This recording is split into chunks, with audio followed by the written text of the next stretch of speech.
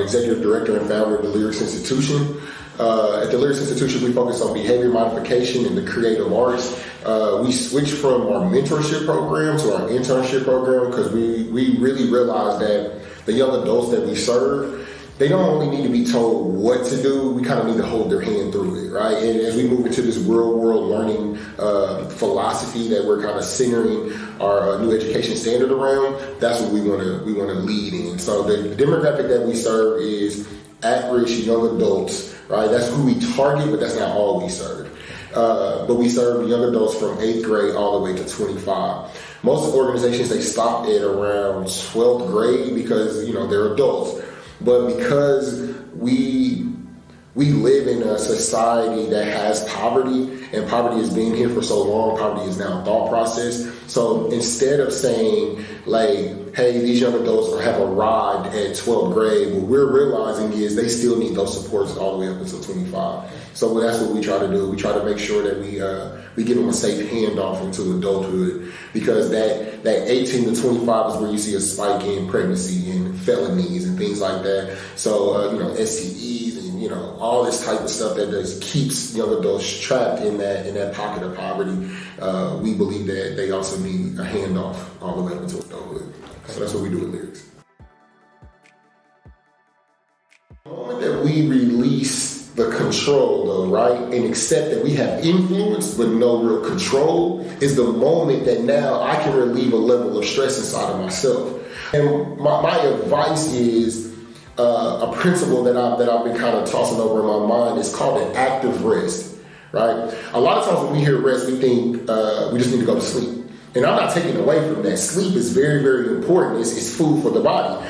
But an active rest has nothing to do with actually going to bed. An active rest is saying, I'm actively getting up every single day, putting my feet on the pavement, pounding these jobs out, pounding my relationships. I'm doing whatever I have to do, but I'm doing it from a standpoint of, if it doesn't work, then it's okay, right?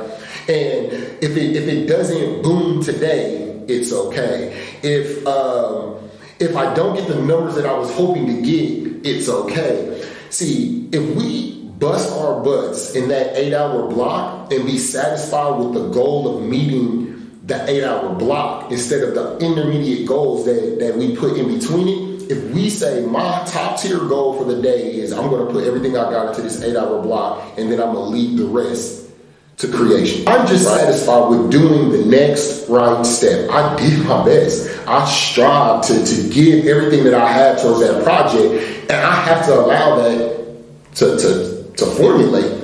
You know what I mean? And the example that I really want to give is with bread, right? With yeast.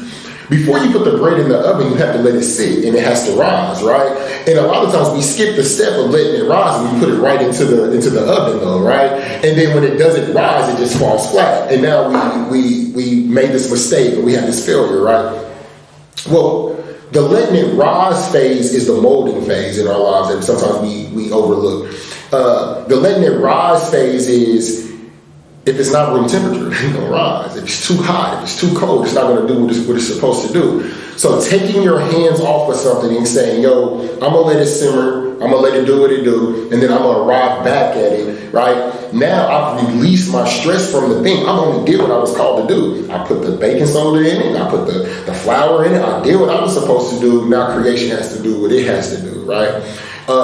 And by coming at it in that standpoint, the power in the active rest has nothing to do with, again, going to sleep. It is releasing the mental space that we've put into whatever the project is. So it's finding the gratitude in the moment, because the gratitude and the objectivity releases you mentally to actually be in the moment. And that's where the power is. We only have a certain amount of psychic energy to give anything.